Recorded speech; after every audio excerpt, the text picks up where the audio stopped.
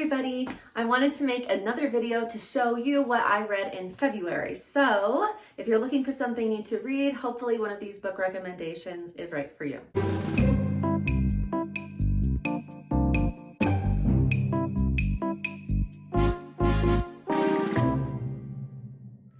The first book that I read in February was The Outsiders by S.E. Hinton.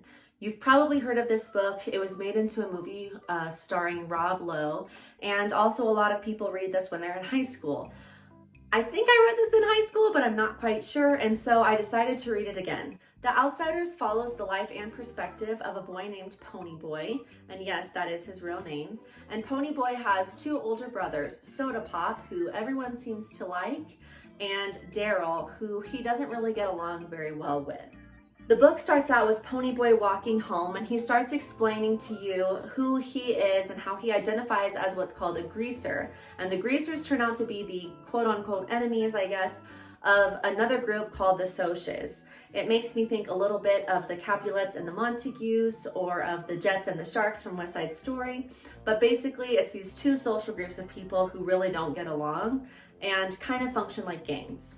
While the book focuses on the tension between the Socs and the greasers, it's also very heavily character driven, especially with the way that the characters develop. You get to meet Johnny, who is another young member of the greasers like Ponyboy, and you meet other characters as well, like Dally, who you'll at the beginning not really like very much, but who sort of has a redemption in his character development. Again, this book is just heavily focused on character development. You really get to see how these boys all function as one big community and close-knit family. I really enjoyed this book. I listened to it on audiobook and it took me about 6 or so hours. So if you're looking to listen to or read a classic that you feel like you missed out on in high school, I would definitely recommend The Outsiders. The second book I read this month was called Eleanor and Park by Rowell. And this has been on my TBR for a really long time, and I kept putting off reading it because the cover was interesting enough to make it onto my TBR along with the synopsis, but didn't hook me in enough to read. The reason I picked up this book is because of the Around the Year challenge that I do. One of my requirements was to read a book with a cassette on the cover, and since both Eleanor and Park are sharing a set of headphones on the cover, I thought this would maybe work with that. I'm really glad I picked up Eleanor and Park. It was such a sweet, heartwarming book, and I felt giddy the entire time while reading it. The book takes place in the 1980s, and Eleanor is a new girl who is getting on the bus looking for a seat. Park is a more introverted boy who just wants to be under the radar and liked by everybody. He's sitting on the bus and doesn't really want to share his seat with Eleanor, but he can see that this girl who's got red hair and dresses kind of strange, nobody wants to share a seat with her. And he's starting to feel worse and worse for this girl who doesn't have a seat, and so he begrudgingly scoots over and shares his seat on the bus with her. They sort of start out as enemies, as Park wasn't very kind to her when he offered her the seat, and Eleanor thinks, he's kind of rude. Park thinks she's just weird, but they eventually bond over their share of enjoyment of comics and also music. What starts out as a tense relationship develops into this friendship that develops into something more. I love this book so much because it reminded me of what the beginning of relationships are like in high school and how it feels when you have a crush on somebody but you don't know if they like you back, and all of those firsts, like first time you hold hands and the first time you kiss. It was a very sweet romance novel, but also dealt with some heavier issues as Eleanor comes from a difficult home life, and that plays a big role in how she interacts with Park throughout the book and how the book ends. So I would highly recommend Eleanor and Park. It was a wonderful book and I gave it 5 stars. Another book I read was called Wilder Girls by Rory. I really wanted to like Wilder Girls. It was a book that I had on my TBR and then I took off of my TBR and then I eventually added it back on TBR because of book talk. And I decided to give it a go after having such a great start of the month with my books. However, I felt that I had to give this book 3 stars because it just left me wanting more. Wilder Girls is set at a girls' school, and it seems like at some point this crazy unknown sickness that they call, I think, the tox, has spread and it's getting girls sick, it's killing people, and it's making the wilderness, like the trees and all of the wild animals, also act strangely. Basically, all of the animals and the buildings and the people are mutating in some kind of weird way through these outbreaks. So one of the characters has 2 spines. The main character has something growing underneath her eye. One of the characters' hand looks kind of reptilian. And it was a very interesting premise. And I really enjoyed reading the book, but it left me hanging, and it seemed like there would need to be another book in a series. And there doesn't seem to be another book following Wilder Girls coming out. So it left me hanging. I think another problem was that there wasn't enough development to explain really what the tox is. And so I just felt like it was a little hard to believe. I think I needed a little bit more background information to really be fully invested in this story, and I just didn't get that. A couple years ago, I read Anna and the French Kiss by Stephanie Perkins and absolutely loved the book and have been looking for a light romantic comedy read like that ever since. And then I realized recently, oh yeah, Stephanie Perkins has made 2 other books, Lola and the Boy Next Door and Isla and the Happily Ever After. What I didn't know is that they're both related to Anna and the French Kiss, and so you should read them in order because they build on each other in very small ways, but in relevant enough ways that you would want to read them in order. So I read Lola and the Boy Next Door first, and I absolutely loved it. I almost loved it as much as Anna and the French Kiss, but I think that book will always have a special place in my heart because of how much I enjoyed reading it. But Lola and the Boy Next Door was very similar to that book.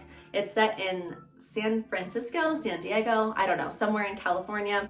The book starts out with Lola realizing that there's this family moving back next door who happens to be a family she doesn't want to see anymore, that had moved away before in her past. So they've kind of come back into her life. There's a sister who's really great at ice skating, and then her brother who she used to have a huge crush on, or maybe even was in love with, and then he left and they didn't end on very good terms. So Lola and the Boy Next Door is about Lola trying to enjoy her current relationship with a boy who's older than her, but also push down the feelings that she has for the boy who moved in next door, whose amazing name is Cricket Bell. It was such a great name.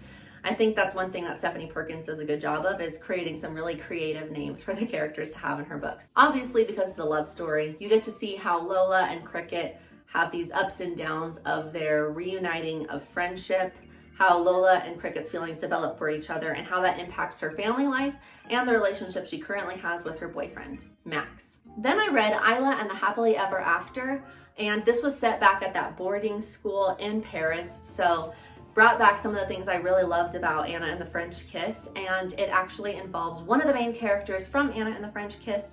So again, that's why you would want to read that book first, so nothing's spoiled for you. I really loved this book. I don't even want to say much about it because I just don't want to spoil it, but I would highly recommend it.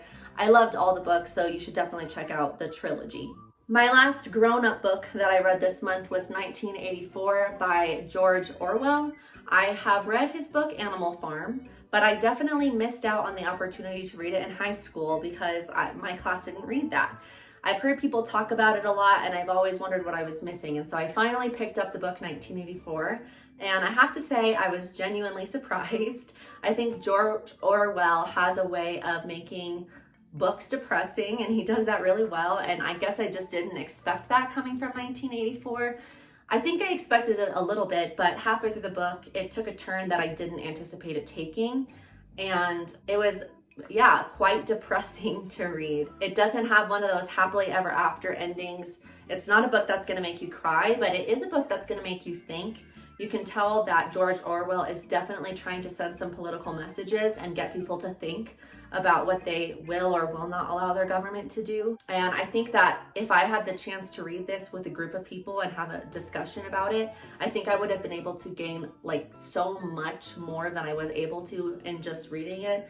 And even, you know, after having read it by myself, I feel like I have a lot of takeaways personally. So I would highly recommend 1984 by George Orwell. However, I would love to read it in a group. Maybe try to have some people read it with you so that you can engage in some deeper conversations to get more from the book. The last two books I'm going to share with you are actually books I read with my class. One of them was a read aloud we've been doing for the past few months, and then one of them was a book club pick that my students who wanted to participate in book club chose. So I can start with our read aloud. We just finished Found, which is the missing book #1 by Margaret Peterson Haddix. I've read one other book by Margaret Peterson Haddix, which was The Strangers. The Strangers is a newer book series she has coming out, and I didn't like it as much. However, Found has been one of those books that I've wanted to read for a while, and so I'm glad that my class was interested in reading it. Found follows the stories of 3 characters, Jonah, his sister Catherine, and Chip. At the beginning of the book, Jonah and Chip both receive these letters that say, "You are one of the missing, and beware, they're coming back to get you." Jonah has always known that he was adopted, but Chip just recently found that out. His parents had been keeping it from him. Both Jonah and Chip and Catherine are trying to figure out who sent them these mysterious letters and learn a little bit more about how Chip and Jonah were adopted. The book follows these kids trying to solve this mystery, and in the process, they end up finding a list of other kids who were adopted through the same agency, just as mysteriously. At the very beginning of the book, you're reading from the perspective of a flight attendant named Angela Dupre, and on her first day of the job, she sees this plane appear out of nowhere mysteriously, and there are no adults on board the plane, only 36 babies who have mysteriously come from nowhere. And after being unloaded off the plane disappears again. We learn that those babies are connected to Jonah and Chip, and this whole problem of where they came from, who is sending them these mysterious letters, has a very science fiction feel to it. And I think this book was written a lot better than The Strangers was. My class really enjoyed this book, even though some of the ideas were pretty complex for them to get. They begged me to read the second book. My class really loved the book, and I also loved the book, so I'm excited to continue reading the second one, which is Scent. The last book I read this month was Shiloh by Phillis, Reynolds, Naylor. And I love this book so much. I knew I wanted to start a book club so that I would get to spend a little bit more time with some of my students and also get them excited about reading so we could talk about a book we're reading together. And I let them vote and they picked Shiloh. I've read Where the Red Fern Grows, which was an amazing book, and I did like it more than Shiloh, so if you haven't read either one of these, I would start with Where the Red Fern Grows because it's amazing. But I was wondering if Shiloh was going to be like Where the Red Fern Grows because I had never read it, so I'm really glad that I finally had the chance to read it. My students were very attached to Shiloh and Marty's character. Shiloh is about a young boy named Marty who, while walking out in his neighborhood, discovers this lone little dog following him who won't come near him. He finally lures the dog closer to him and creates this theory that the dog is not being taken care of properly by his owner. Shortly after, Marty learns that this dog belongs to a man named Judd, who he doesn't like. Judd hunts out of season, he doesn't like the way that Judd chooses tobacco, and Judd has never shown any interest in kids nor a liking towards Marty. When they give Shiloh back to Judd, Marty realizes that his theory was correct and that Judd does not treat Shiloh very well, and he's just sick about this dog and wants to save him and maybe buy him back from Judd. Shiloh has another opportunity to see Shiloh because Shiloh is able to break away from Judd one day while hunting. And so at that point, Marty has to figure out how he's going to keep Shiloh safe from Judd without getting in trouble with his parents and still being able to provide everything he needs to provide for Shiloh. This is a great book for everybody because who doesn't love a good book about a dog? But also for kids because I think a lot of kids can relate to Marty's character and that helpless feeling of not being able to make all of the decisions.